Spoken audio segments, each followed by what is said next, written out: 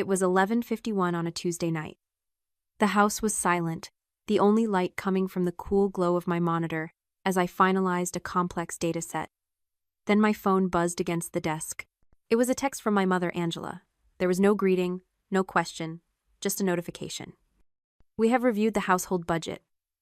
Effective immediately, your contribution is $1,600. Hunter needs organic meal prep for his rebranding phase. $1,600? Up from $900. All to fund the lifestyle of a 29-year-old man who refused to work. I stared at the glowing screen and felt the quiet, heavy click of a lock turning in my mind. I opened a new tab on my laptop and initiated Protocol 0. Drop a comment and let me know where you're listening from and what time it is for you right now. I'd love to know who's part of our community. People ask me why I stayed. They look at my salary, my title, my credit score, and they ask why a 26-year-old senior data analyst would choose to live in the dining room of her parents' Connecticut Colonial. They assume it was the housing market or convenience, or maybe a lingering attachment to my childhood home. They are wrong. I stayed because I was paying off a debt that didn't exist. My workspace was a 3-foot section of the mahogany dining table. My ergonomic chair was a rigid, high-backed antique that dug into my spine during 10-hour shifts. I had to wear noise-canceling headphones not to focus, but to drown out the sound of Hunter recording his mindset mastery vlogs in the study. The room that was supposed to be mine. The room with the heavy oak door and the view of the Prowl garden. But Hunter needed a quiet space to conceptualize his brand, my mother had said. Isabella, you can work anywhere. You're so adaptable. Adaptable. That was the word they used to dress up my erasure. Every month on the 1st, I transferred $900 to my father's account. I labeled it rent, but that wasn't accurate. Rent implies a contract, an exchange of goods for services. Rent tenants have rights. They have privacy. They don't come home to find their lactose-free milk consumed and their parking spot taken because their landlord's son needed the driveway for a photo shoot. I wasn't a tenant. I was a silent investor in a business called the Anderson Family Image, and my dividends were zero. I paid the electric bill, which surged every summer because Hunter insisted the house be kept at 68 degrees. I bought the groceries organic, free-range specific brands that Angela insisted upon but never offered to pay for. I covered the internet upgrades so Hunter could stream in 4K. I did the math once late at night. Between the direct payments and the incidental costs of keeping this household running, I was contributing nearly 40% of my take-home pay to a house where I didn't even have a door to close. And yet I stayed. There is a concept in psychology called the servitude of expectation. It is a specific kind of conditioning often reserved for daughters.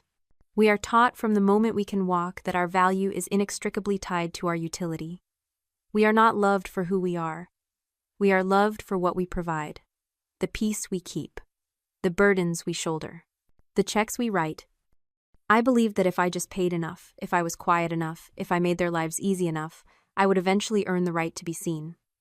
I thought I was buying their love installment by installment. But love isn't a subscription service.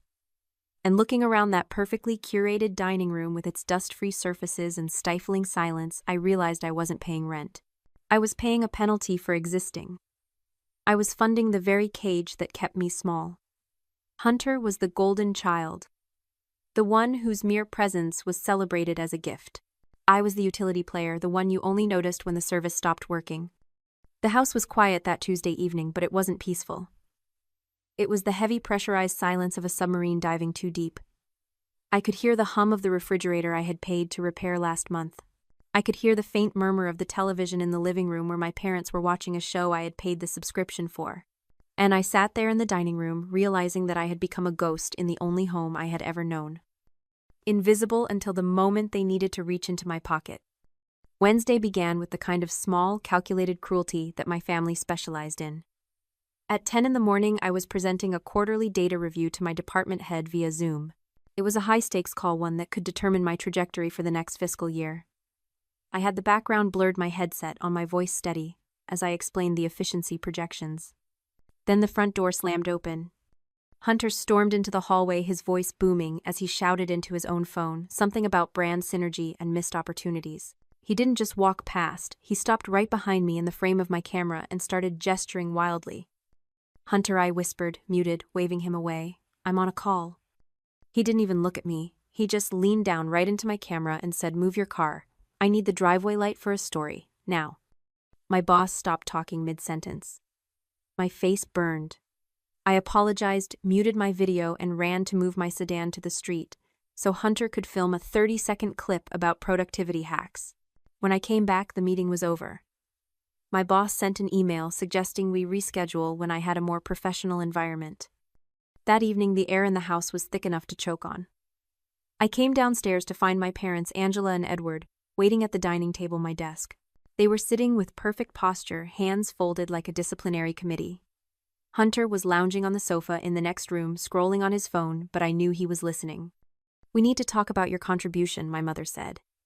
Her tone was light, almost conversational, but her eyes were hard. I stood by the doorway, not sitting. I saw the text. I said, $1,600. That is nearly double what I pay now. Costs have gone up, my father said, adjusting his glasses. He didn't look at me. He looked at a spot on the wall just above my left shoulder. And with Hunter's new venture, we need to support him. He needs specific resources. Organic protein supplements, a faster server for his editing. It adds up, Isabella. "So I am paying for Hunter's groceries now?" I asked, my voice flat. "You are paying to live here," Angela snapped. "You are paying for the roof over your head. Why must you make everything so transactional? We are family. We sacrifice for each other." Sacrifice. The word hung in the air, heavy and false. I thought about the vacations I hadn't taken, the clothes I hadn't bought, the savings account that grew painfully slowly because every extra dollar went into this house. "I sacrifice every day," I said. "I pay $900 a month to sleep in a dining room. I pay the electric bill. I buy the food. I am not sacrificing anymore so Hunter can play influencer." My father slammed his hand on the table. It was a sudden, violent sound that made me flinch despite myself. "How dare you?" he shouted. "After everything we have done for you. We gave you everything. We raised you. And this is how you repay us, with selfishness, with greed." Hunter laughed from the other room, a short, sharp bark of a laugh. "Told you she was stingy," he called out. In that moment, watching my father's face turn red, watching my mother's lips thin into a line of pure disdain, something shifted. I didn't feel guilty. I didn't feel small. I felt a strange, cold detachment. I looked at them, and I didn't see parents. I saw a system in collapse. In behavioral psychology, there is a phenomenon called the extinction burst. It happens when a subject realizes that a behavior that used to produce a reward is no longer working. Instead of accepting the change, they escalate. They scream louder, push harder, get more aggressive, trying to force the old system back into place. It is not a sign of strength. It is a sign of panic. They weren't angry because I was being unreasonable. They were angry because the ATM was asking for a receipt. They were terrified. They knew deep down that without my compliance, their entire house of cards would fall. The yelling, the insults, the demands, it was just noise. It was the sound of a machine breaking down. I looked at my mother, then at my father. I didn't argue. I didn't defend myself. I didn't point out that Hunter was 29 and unemployed. I just nodded once. "Okay," I said. "Okay," my mother asked, blinking, thrown off by my sudden capitulation. "Okay," I repeated. "I understand your position." I turned and walked back up the stairs. I didn't go to the dining room. I went to the small guest bathroom, locked the door, and took a deep breath. They thought they had won. They thought they had bullied me back into submission. They didn't know that "okay" was the most dangerous word I had ever spoken. It wasn't an agreement. It was a countdown. I didn't pack that night. Packing makes noise. Packing signals intent. Instead, I went to work the next morning as if nothing had happened. I made coffee. I moved my car for Hunter without him asking. I was pleasant, compliant, invisible. During my lunch break, I drove 40 minutes to a complex I had bookmarked months ago. It wasn't luxury. It was a converted mill building, sturdy brick and quiet hallways. The property manager showed me a one-bedroom unit on the 3rd floor. It had a door that locked. It had a kitchen that was mine. It had silence. I signed the lease on the spot, emptying my personal emergency fund to cover the deposit and first month's rent. I didn't even wince at the number. Freedom is expensive, but the alternative cost more. The next 3 days were a military operation. I brought empty boxes home from the office claiming I was organizing donations for a charity drive. I labeled them carefully: winter clothes, old textbooks, kitchen misc. My parents watched me tape them up and nodded approvingly. "Good to see you decluttering," my father said, stepping over a box I had left by the door. "Maybe you can help Hunter organize his equipment next." I smiled. "Absolutely," I said. Every morning I carried 2 boxes to my car. Every evening I drove them to the new apartment before coming home. I moved my books, my files, my winter coats. I moved the small sentimental things, the photo of my grandmother, the award I won in college that my parents had never framed. I left the furniture, I left the bed, I left anything that would leave a noticeable gap. By Friday, my room, the dining room, looked exactly the same, but it was hollow. The drawers were empty. The closet held only the clothes I wore that week. I transferred the utilities during a 15-minute break between meetings. I forwarded my mail. I updated my address with HR. It was terrifying how easy it was to erase myself from a life I had supposedly been essential to. On Saturday morning, the house was quiet. My parents had gone to the country club for brunch, a ritual they maintained regardless of their financial struggles.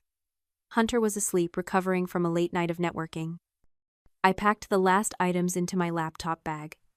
My chargers, my current notebook, my toothbrush. I took one last look around the dining room. The high-backed chair stood empty. The table was polished and bare. There was no trace of me left. I walked to the kitchen counter and placed the house key in the center of the fruit bowl. Beside it, I left a single folded note. "I'm out. Good luck with the rebrand." I didn't slam the door. I didn't look back. I walked to my car, got in, and drove away. The silence inside the car was absolute. No radio, no phone calls. Just the hum of the engine and the feeling of the road beneath me. I drove to the mill building, walked up the 3 flights of stairs, and unlocked the door to my apartment. It was empty. It echoed. It was perfect. I sat on the floor in the middle of the living room and listened. No television, no demands. No Hunter shouting about lighting. Just the sound of my own breathing. I checked my phone. It was noon. They would be home soon. They would see the key. They would read the note. And for the first time in 26 years, I wasn't afraid of their reaction. I was just gone. The first night in my new apartment, I didn't sleep. Not because I was afraid, and not because I missed them. I didn't sleep because I had a question that wouldn't settle. Why $1,600? It was a specific number. Not 1,500, not 2,000. 1,600. In data analysis, specific numbers aren't accidents. They are results. I sat on the floor of my empty living room, the smell of fresh paint and freedom filling the air. I opened my laptop.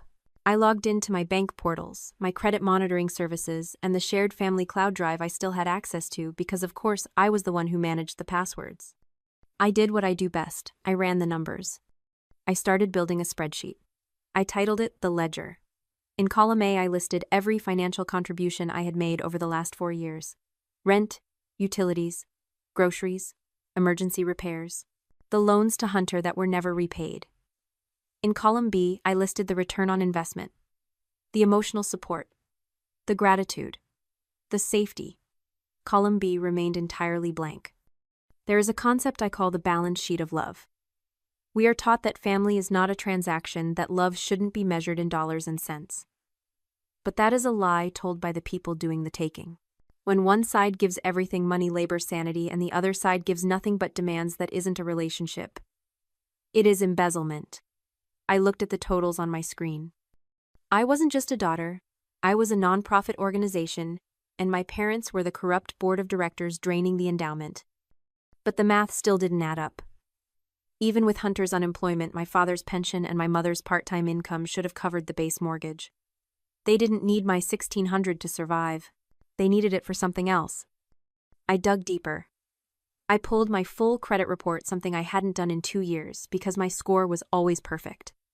I scrolled past the student loans I had paid off, past the credit card I paid in full every month, and then I stopped.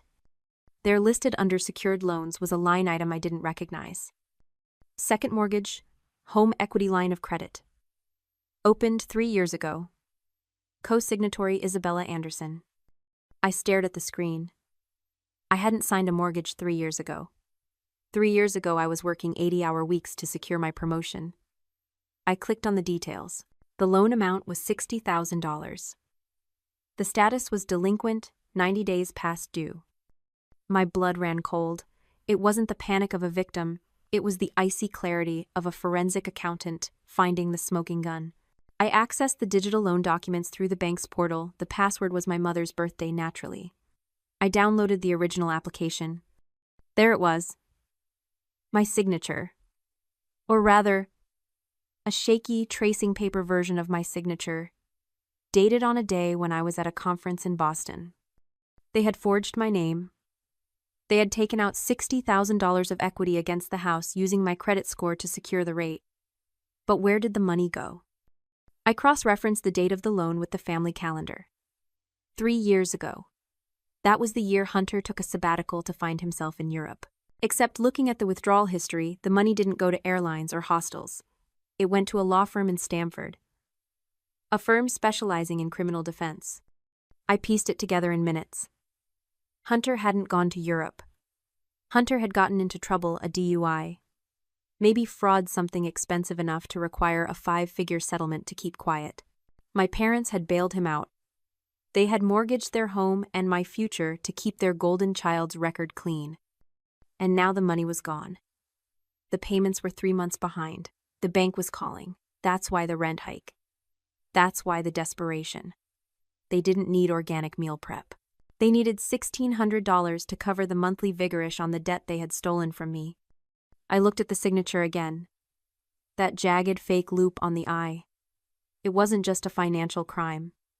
It was a declaration. It said that my credit, my financial future, my very identity was theirs to use as collateral for Hunter's mistakes. I closed the laptop. I didn't feel sad anymore. Sadness is for people who have lost something. I hadn't lost anything. I had just found the truth. I wasn't their daughter. I was their cosigner. And I was about to default. My phone started ringing at 8 o'clock the next morning. I was already at my new office, a real office with a door and a lock organizing my files. I looked at the screen. Mother. I let it ring. Then father, then Hunter. They called in a cycle over and over, a frantic digital drumbeat. By 10, they were desperate. They weren't just calling, they were texting. Where are you? We need to talk. The bank called. They didn't know I knew. They just knew the ATM was out of order. At 11, the receptionist buzzed my desk. Isabella. There are some people here to see you. They say it's a family emergency. I told her to let them wait. I printed out a single document from my laptop. I put it in a crisp manila envelope. Then I walked out to the lobby. They were standing by the glass doors, looking out of place in the sleek, modern entryway. My mother was wearing her country club distress face, perfectly applied makeup, slightly furrowed brow. My father looked red and sweaty. Hunter was pacing, filming something on his phone, probably a vlog about resilience in the face of adversity. When they saw me, they rushed forward. Isabella, my mother cried, reaching for me. Thank God. We've been worried sick. Why did you leave like that? You can't just disappear. I stepped back, avoiding her grasp. I didn't disappear. I moved out. Moved out, my father sputtered. You can't move out. We have obligations. The house. The expenses. The expenses are no longer my problem, I said calmly. Hunter stopped filming and shoved his phone in his pocket. Look, sis, stop being dramatic. Just come home, transfer the money, and we can forget this whole tantrum happened. I've got a big launch coming up and I need the Wi-Fi upgraded. There will be no transfer, I said. And there will be no upgrade. You ungrateful little, my father started stepping closer, his voice rising. The receptionist looked up, alarmed. We sacrificed everything for you, my mother wailed, playing to the audience in the lobby. We gave you a home, we supported you, and you abandon us when we need you most. I looked at them. Really looked at them. The fear in their eyes wasn't love. It was the panic of parasites realizing the host was dying.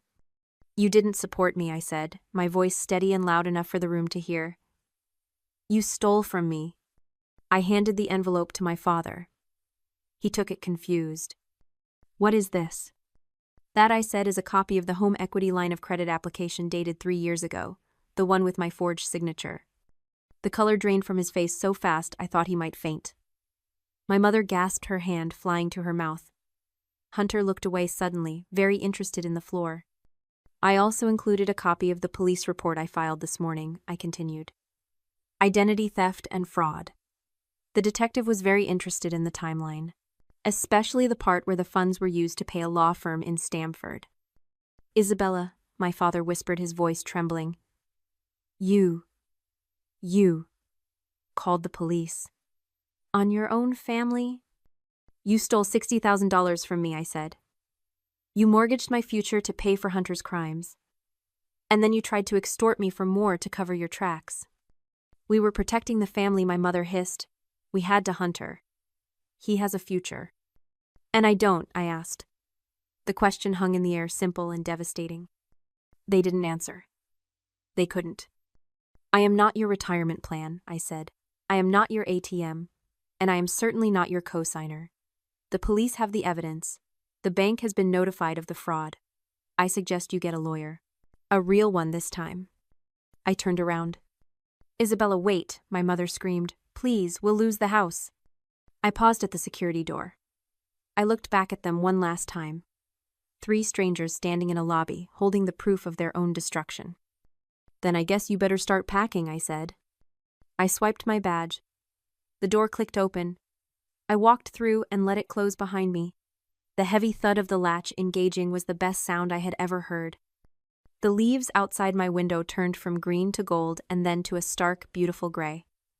Inside, the walls of my apartment changed too. I spent a weekend painting them a deep, calming blue, the color of the ocean at night, the color of ink on a ledger. It was the first design choice I had made in my adult life that wasn't dictated by someone else's preference or budget. The silence in my life was no longer heavy. It was spacious. The fallout from that morning in the lobby was quiet but total. I didn't hear it directly. I heard it through the grapevine, filtered through the few relatives who still spoke to me. The bank foreclosed on the Colonial 3 months later. My parents tried to sell, but with the second mortgage and the market dip, they walked away with nothing. They moved into a 2-bedroom condo in a less prestigious zip code. I heard my mother tells people they downsized to simplify. Hunter didn't get his rebrand. The last I heard, he was working at a high-end electronics store in the mall wearing a blue polo shirt and explaining warranty options to customers who didn't care about his vision. It wasn't a punishment I inflicted. It was just reality finally catching up to him. Without my subsidy, the entrepreneur had to become an employee. I didn't feel triumphant. I didn't feel vindictive. I just felt light. One evening, with the snow falling softly against the glass, I opened my laptop. I pulled up the ledger. I looked at the rows and columns that had defined my existence for so long, the red ink, the deficits, the family debt tab that I had carried like a physical weight. I highlighted the entire column labeled Family Support.